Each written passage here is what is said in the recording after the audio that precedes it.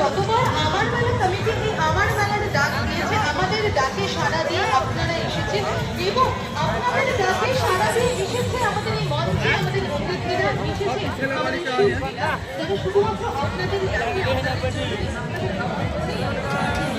তেমনই অনেক নৃত্যশিল্পী রাজস্থান আমাদের মঞ্চে এসেছে, তার নাচের মধ্যে আমরা কিছুক্ষণ থাকি, তারপরে চলে যাবো আমাদের পরবর্তী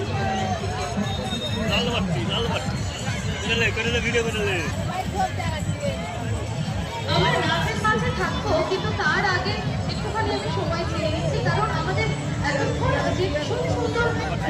নৃত্যানুষ্ঠানের মধ্যে আমরা ছিলাম, সেই নৃত্যাঙ্গনের কর্ণধার শ্রীমতী কঙ্কনা পাত্র